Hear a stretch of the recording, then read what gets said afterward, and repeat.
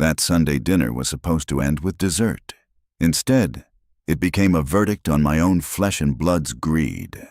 When my 25-year-old son casually asked me to sell the home I rebuilt from ashes just to fund his lavish delusions, he had no idea he was triggering an irreversible fracture. I calmly set down my silver fork, looked right into his demanding eyes, and asked, "Why do you not sell your house?" Hello, wonderful listeners of James Revenge Stories.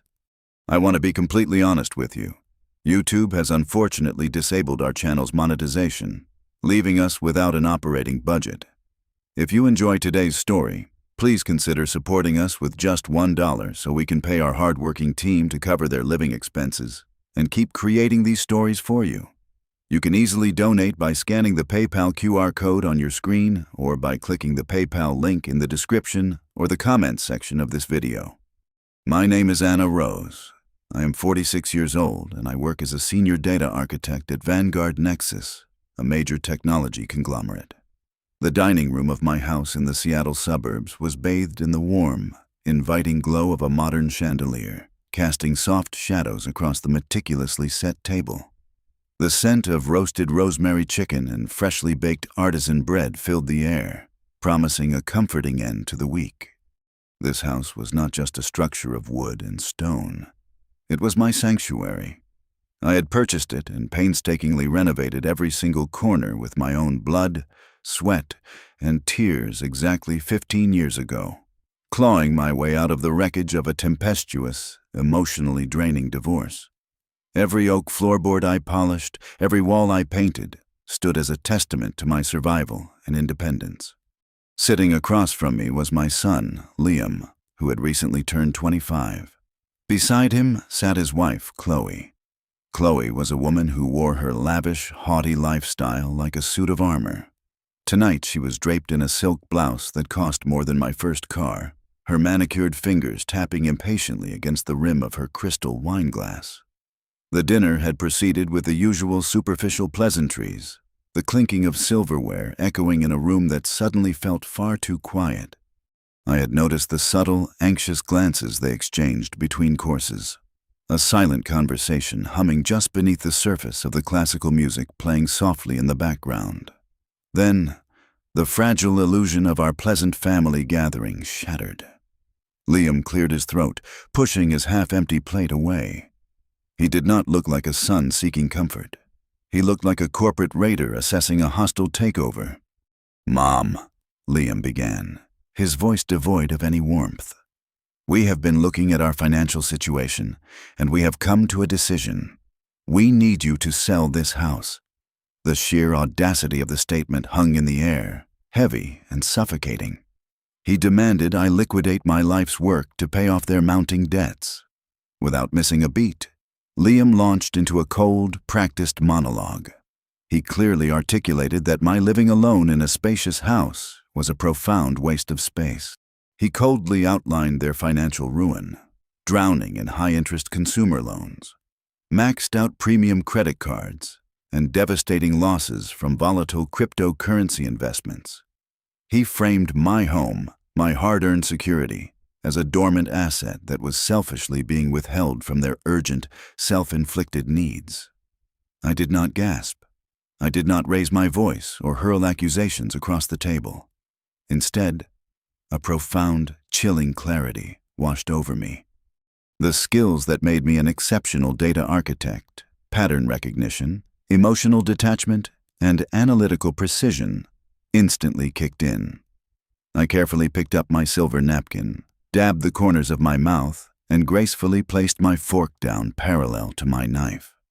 I leaned forward slightly, looking directly into my son's eyes with a terrifying, absolute calmness, and delivered the fatal strike.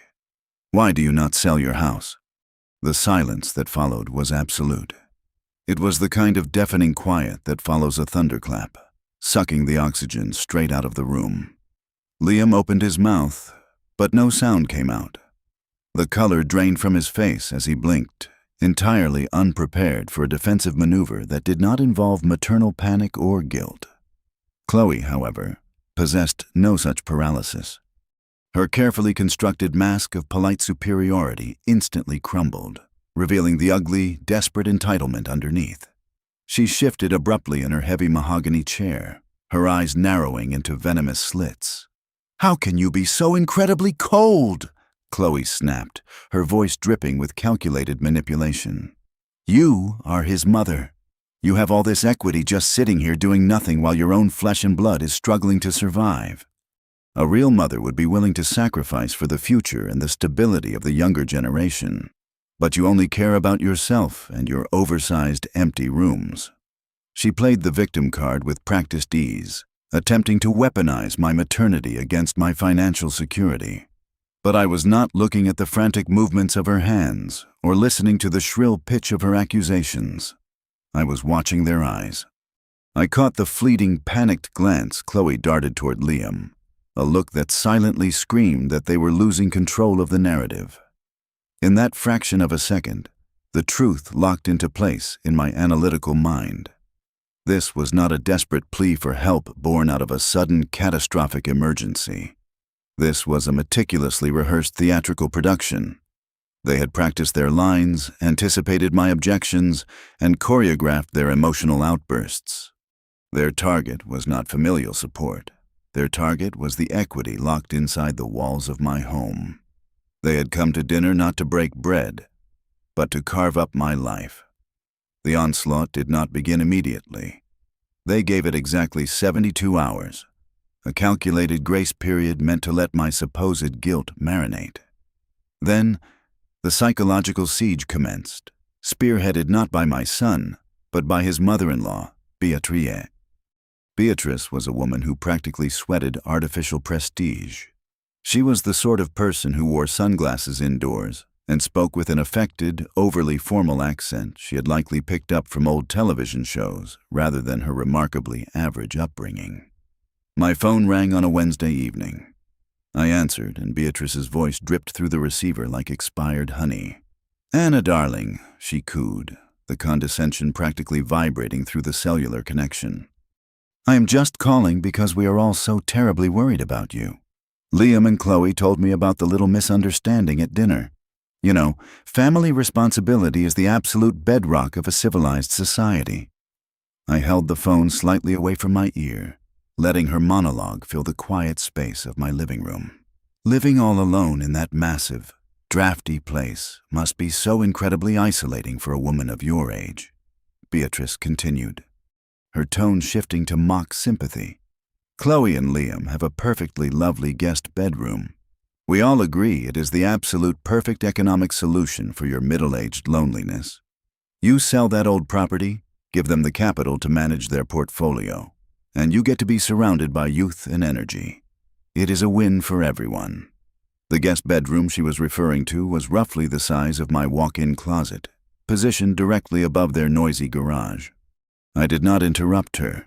I let her spin her web of passive-aggressive manipulation, meticulously noting every single word.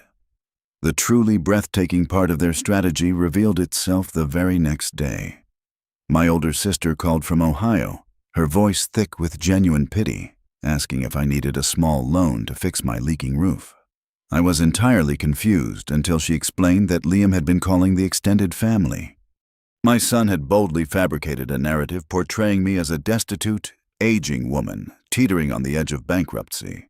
He told his aunts and uncles that I was completely unable to afford the basic maintenance of my property, and that his demand for me to sell was actually a noble, sacrificial rescue mission to save his mother from financial ruin. He had cast himself as the White Knight, shielding our proud family from my supposed embarrassing downfall. The hypocrisy of his lies was starkly illuminated by a careless mistake Liam had made during that fateful Sunday dinner. He had dropped a thick, folded piece of paper from his designer jacket pocket, which I had found under the dining table the following morning. It was a recent statement for one of his ultra-premium rewards credit cards. As a data architect, I read numbers the way other people read poetry. The story that statement told was one of grotesque, unhinged gluttony. While Liam was pleading poverty to me and playing the savior to our relatives, the itemized charges screamed a very different reality. There were transactions for a 5-day luxury ski vacation in Aspen totaling nearly $12,000. There were monthly lease payments for 2 brand-new, top-of-the-line luxury electric vehicles. The statement was also peppered with exorbitant charges at high-end boutiques, clear evidence of Chloe's constantly updated designer wardrobe. They were bleeding cash to maintain a flawless, wealthy facade on social media, completely consumed by the modern disease of performative affluence. They were not starving, they were drowning in their own vanity. A lesser woman might have exploded.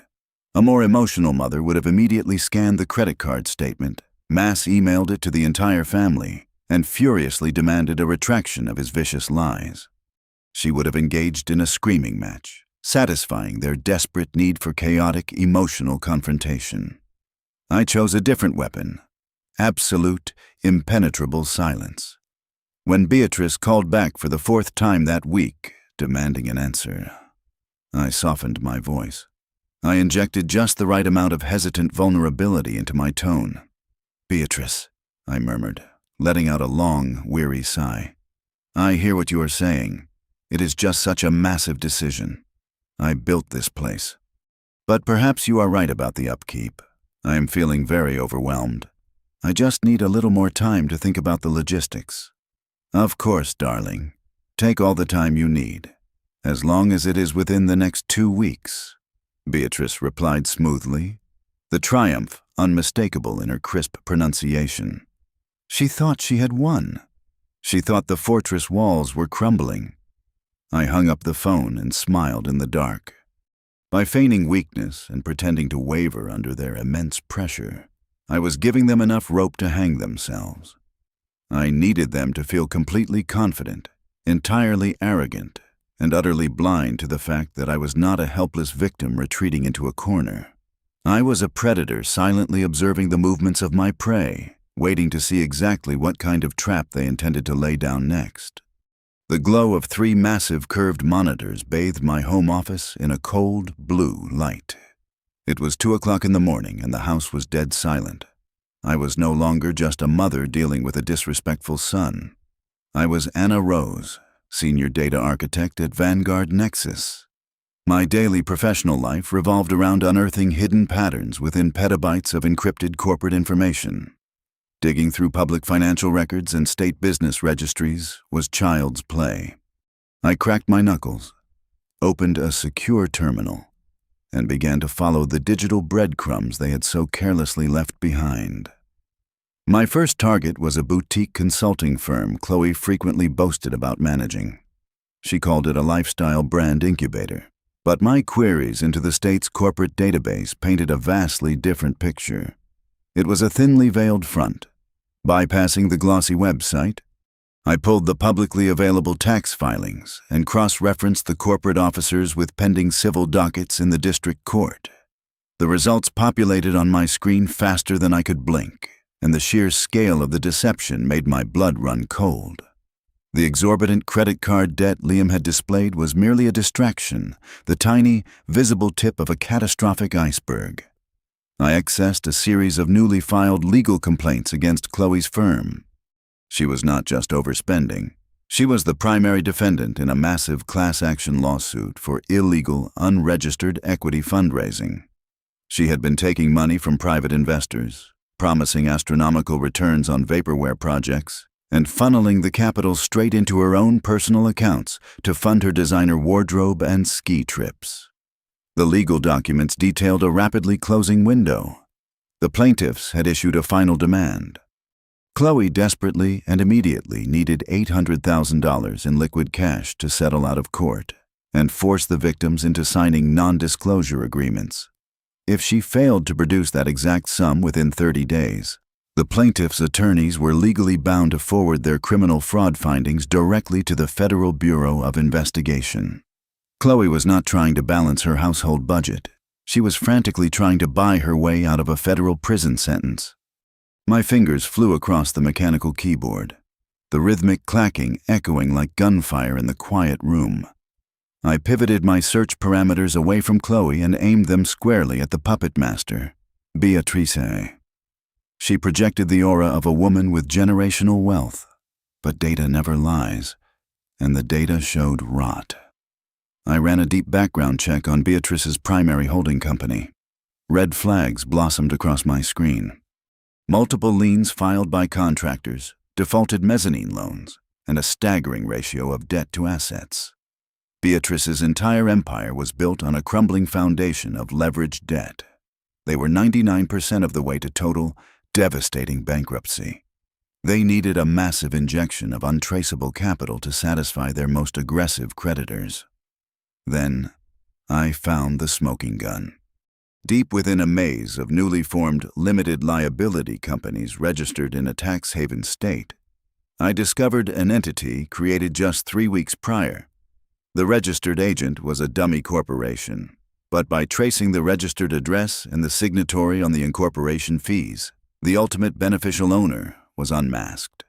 It was Beatrice, the pieces of their sickening puzzle snapped together with terrifying clarity. The master plan was never for Liam to pay off his credit cards. Beatrice was manipulating the entire situation. They intended to pressure me into a distress sale, forcing me to hand over the title of my home for a fraction of its actual market value. The buyer would secretly be Beatrice's newly minted shell company. Once she possessed the asset, she would immediately leverage the house's massive equity to secure a massive commercial loan. Use the cash to pay off Chloe's $800,000 extortion fee, and use the rest to temporarily plug the holes in her own sinking ship. And what about Liam? I pulled up his recent communication logs, cross-referencing times he had logged onto our shared family cloud storage. I reviewed some digital journals he carelessly left unencrypted. Reading his frantic, desperate entries brought a bitter taste of pity and disgust to my mouth. My son was nothing more than a blind, pathetic puppet. He had absolutely zero knowledge of the pending federal lawsuit. He knew nothing of Beatrice's impending bankruptcy. Chloe and her mother had systematically brainwashed him, planting the toxic seed that his marriage was failing strictly because of financial stress.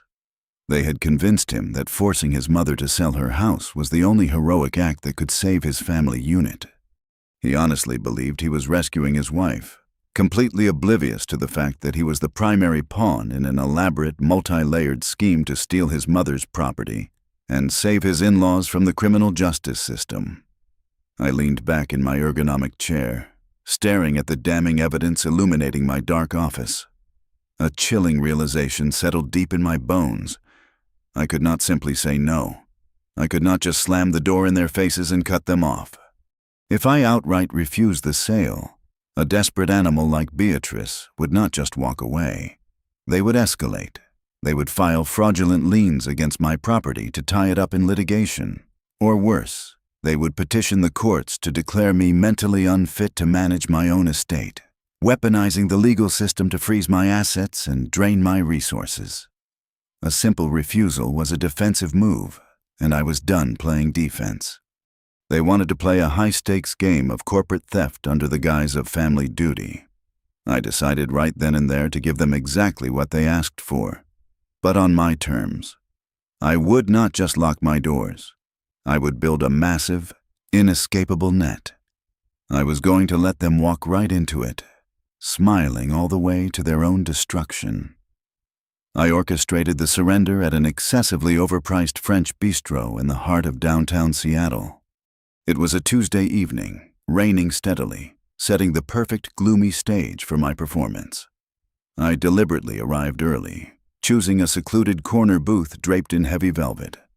I wore a plain, unstructured gray sweater and purposefully skipped my morning makeup routine, allowing the natural shadows beneath my eyes to deepen and stain my complexion. I needed to project the image of a woman who had been thoroughly broken by the relentless, suffocating grinding of familial obligation. They arrived exactly 20 minutes late. It was a pathetic, transparent power play orchestrated by Beatrice, who swept into the restaurant wearing an absurd faux fur stole despite the mild weather. Chloe followed close behind, her eyes immediately scanning the room to ensure they were seated in a status-appropriate section, while Liam trailed them like an obedient, heavily burdened pack mule. I did not offer them any small talk. The moment the waiter poured our sparkling water and retreated into the shadows, I let out a long, meticulously practiced sigh. I slumped my shoulders, looking down at my empty hands resting on the white tablecloth. "I have made my decision," I said, keeping my voice barely above a whisper, laced with manufactured defeat. "I am just so incredibly tired of fighting. You win. I will agree to transfer the title of the house into the limited liability company your lawyer suggested." The shift in the atmosphere was instantaneous and entirely nauseating. Chloe could not suppress the predatory, shark-like grin that violently stretched across her face, her eyes flashing with pure, unadulterated greed. Beatrice, ever the seasoned actress, quickly reached across the table and placed her heavily ringed hand over mine, squeezing my fingers with feigned, maternal warmth. "Oh, Anna, darling," Beatrice cooed, her voice thick with artificial sympathy. "I know this feels like a monumental sacrifice right now, but I promise you, it is the absolute right choice for our family. We are going to take such wonderful care of you. You are finally allowing us to lift this heavy financial burden off your fragile shoulders." They spent the next 2 hours ordering the most expensive imported wine and decadent truffles on the menu, actively celebrating my supposed capitulation while casually glossing over the brutal terms of their proposed contract. They smoothly assured me the paperwork was just a standard legal formality, a simple financial vehicle designed to protect the asset for the next generation. I nodded meekly, playing the naive, exhausted mother to absolute perfection, all while silently memorizing every single detail of their towering arrogance. The reality, however, was unfolding rapidly in the shadows. 48 hours before the official signing, I bypassed my usual corporate counsel at Vanguard Nexus and walked into the sterile, glass-enclosed offices of the most aggressive, ruthless contract litigation firm in the Pacific Northwest. I slid a cashier's check for a $50,000 retainer across the polished mahogany table and handed the senior partner the draft agreement Chloe's amateur lawyer had drawn up. It was a butcher's job. The contract was explicitly designed to strip me of all equity, leaving me as a powerless minority shareholder in a trust entirely controlled by Beatrice's shell corporation. But instead of contesting it, I instructed my elite legal team to weaponize it. We did not strike their exploitative terms. Instead, my lawyers drafted a heavily encrypted addendum. They buried highly complex, microscopic legal triggers deep within the liability clauses. We registered a counter-shell entity under my strict, anonymous control. The new clauses dictated a cross-collateralized assumption of extreme legal risk. In layman's terms, the exact moment Beatrice and Chloe signed the final addendum to take possession of my home, they were legally binding their own hidden corporate entities to an automatic, irreversible financial audit should any fraudulent activity be detected in the transaction's origin. They were enthusiastically preparing to sign a legally binding confession. While my lawyers finalized the lethal paperwork, I compiled my own package. I gathered the 300 pages of forensic financial data I had extracted from the public servers. I printed the wire transfer logs, the offshore banking discrepancies, and the damning, undeniable evidence of Chloe's unregistered securities fraud. I sealed it all inside a heavy, unmarked manila envelope and hand-delivered it directly to the chief investigator at the Financial Crimes Division of the Seattle Police Department. I did not just file a tip, I provided a complete, airtight prosecution matrix. I informed the lead detective that the perpetrators would be gathering to execute another fraudulent asset transfer on Friday at exactly 2 o'clock in the afternoon. I explicitly set the 0 hour.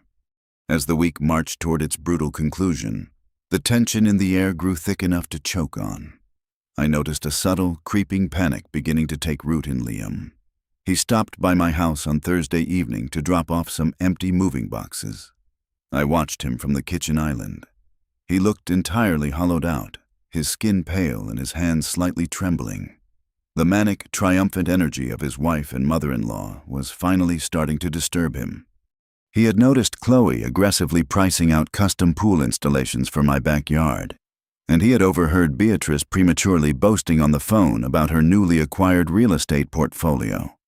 The ravenous, naked hunger in their eyes was becoming far too obvious to ignore, even for someone as willfully blind as my son.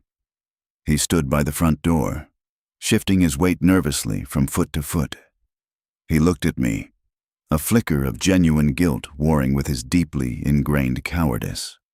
He opened his mouth, perhaps to warn me, perhaps to finally ask the hard questions he had been desperately avoiding for months. But I just offered him a polite, chillingly empty smile. The silence stretched between us until his courage completely evaporated. He swallowed hard, looked down at his expensive leather shoes, and quietly walked out the door, silently cementing his own tragic fate. The climax arrived on a Friday afternoon on the 40th floor of a towering glass skyscraper in downtown Seattle. The escrow and notary office was a masterclass in corporate intimidation, all polished marble floors, frosted glass walls, and heavy, oppressive mahogany furniture. The air conditioning hummed aggressively, making the room feel like a beautifully decorated meat locker. Beatrice and Chloe were already seated at the massive conference table when I walked in. They were practically radiating a toxic, smug euphoria. Beatrice wore a sharply tailored navy blue designer suit, looking every bit the triumphant matriarch who had successfully conquered a lesser kingdom. Chloe sat beside her, her perfectly manicured fingers drumming an excited, greedy rhythm on the leather desk pad. Liam sat at the far end of the table, staring blankly out the floor-to-ceiling windows, looking completely detached from the impending slaughter. The smartly dressed notary public laid out the thick stack of final transfer documents. There were easily 200 pages of dense legal jargon separating me from my life savings. Beatrice leaned forward, her eyes gleaming with an insatiable hunger. "Well, Anna," Beatrice said, her voice dripping with artificial sweetness, "this is it. A fresh start for everyone. Just sign on the dotted lines, and all your worries will simply vanish into thin air." I picked up the heavy brass pen provided by the notary. I let it hover over the signature line for exactly 10 seconds, watching their breathing hitch in absolute anticipation. They were so blinded by their own greed that they completely ignored the subtle, microscopic print on the final 3 pages of the addendum.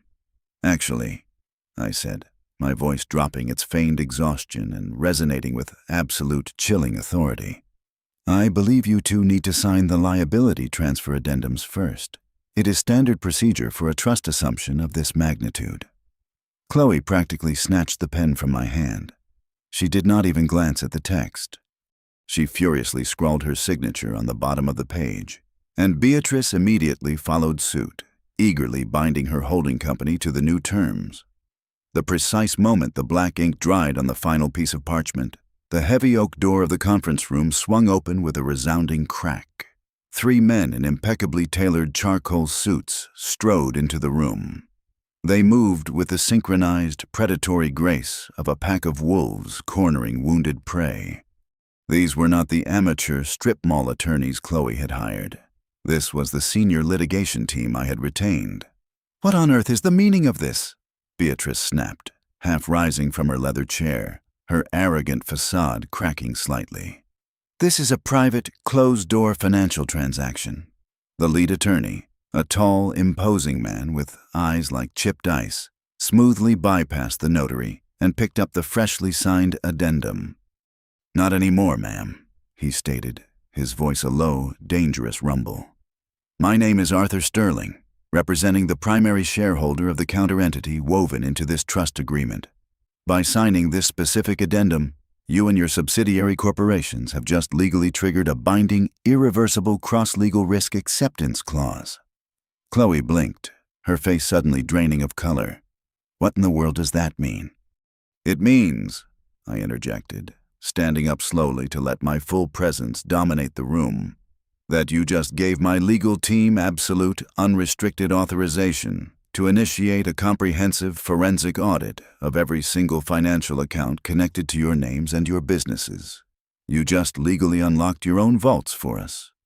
I reached into my leather briefcase and pulled out the massive, heavy dossier I had compiled. I slammed it down onto the center of the mahogany table. The loud smack echoed off the glass walls like a gunshot. "I know everything," I said, my words slicing through the air like a scalpel. "I know about the shell company you registered 3 weeks ago, Beatrice. I know that your entire real estate portfolio is currently leveraged at a catastrophic 98% debt ratio, and that you are weeks away from total, humiliating bankruptcy. You did not want to manage my property. You wanted to steal my equity to pay off your aggressive lenders. Beatrice collapsed back into her chair, her mouth opening and closing like a suffocating fish. I turned my gaze to Chloe, who was visibly shaking, her eyes darting frantically toward the exit. "And you, Chloe," I continued, leaning forward, resting my hands on the table. "I know about the unregistered securities fraud. I know you stole hundreds of thousands of dollars from private investors to fund your luxury lifestyle. I know about the class action lawsuit, and I know that you need $800,000 in liquid cash by the end of this month to stop those lawyers from handing you over to the Federal Bureau of Investigation." The silence in the room was absolute, heavy, and suffocating. The triumphant predators had just realized they were locked in a cage with the executioner. But the absolute final, devastating blow was reserved for my son. Liam was staring at me, his eyes wide with a mixture of profound shock and horrifying realization. His entire fabricated reality was disintegrating before his eyes. I reached into the back of the dossier and pulled out a single, neatly stapled packet of paper. I slid it across the smooth wooden table until it rested right in front of his trembling hands. "I also did a little digging into the county family court digital docket," I told him softly, watching the last remnants of his innocence shatter. "Read the title, Liam." He looked down. His lips moved silently as he read the bold header. It was a petition for the dissolution of marriage, a divorce decree. "She filed it securely online 4 days ago," I explained, showing no mercy.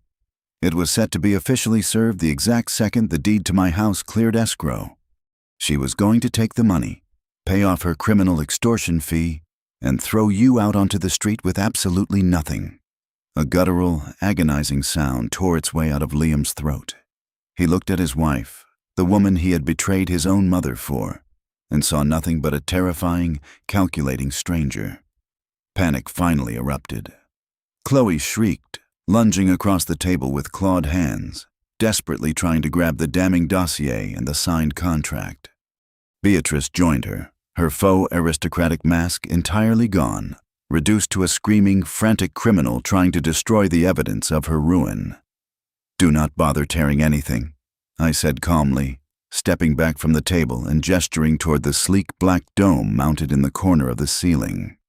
"The escrow office records every transaction in this room in high-definition audio and video. Your signatures, your confessions, and this pathetic tantrum have all been securely uploaded to the cloud."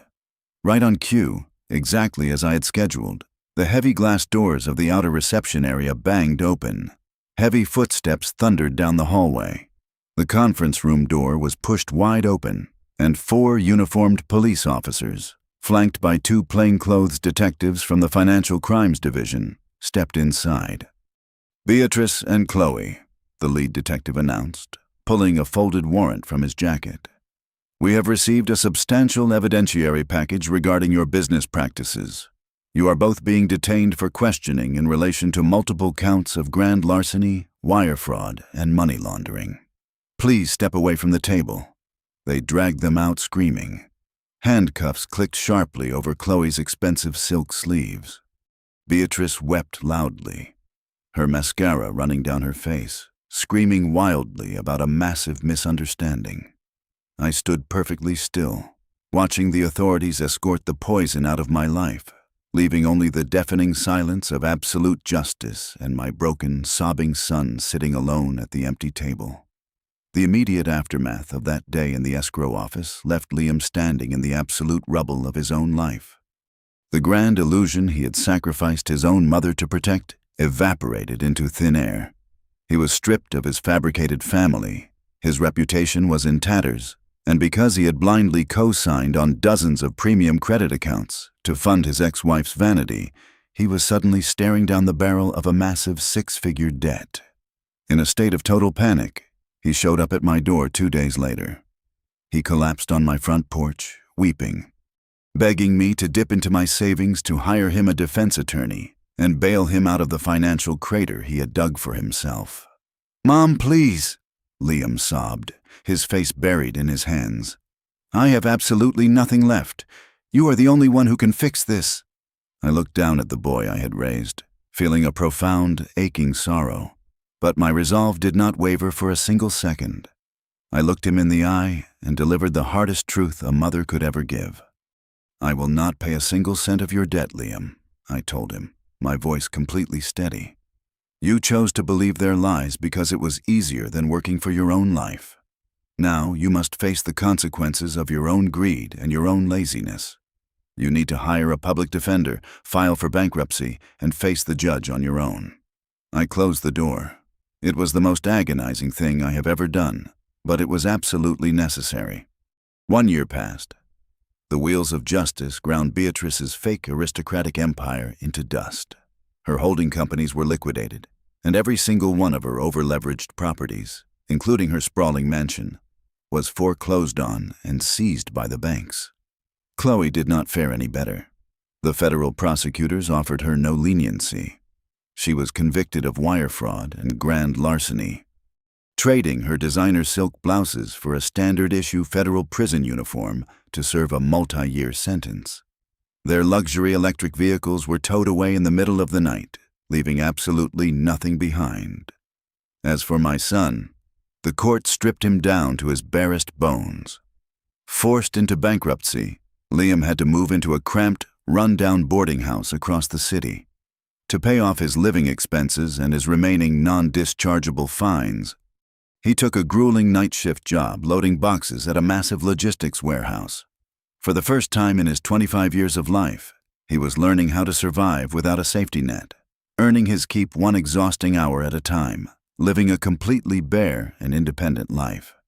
We did not speak for those entire 12 months. Then came the morning of Thanksgiving. I was in my kitchen, preparing a quiet meal for myself, when I heard the rhythmic sound of a hammer striking wood outside.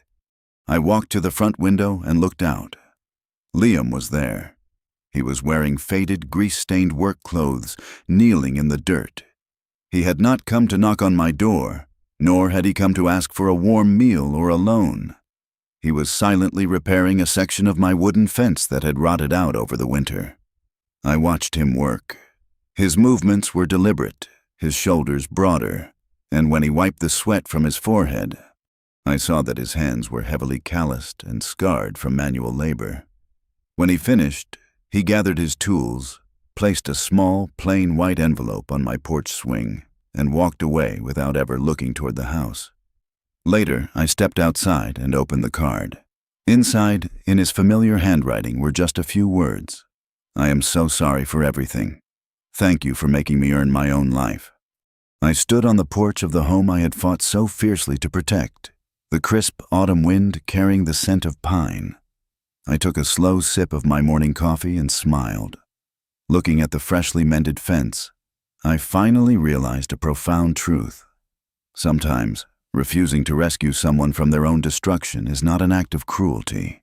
Sometimes, letting them fall and forcing them to climb out of the dark with their own bleeding hands is the most ruthless, magnificent act of love a mother can provide to carve a boy into a real human being.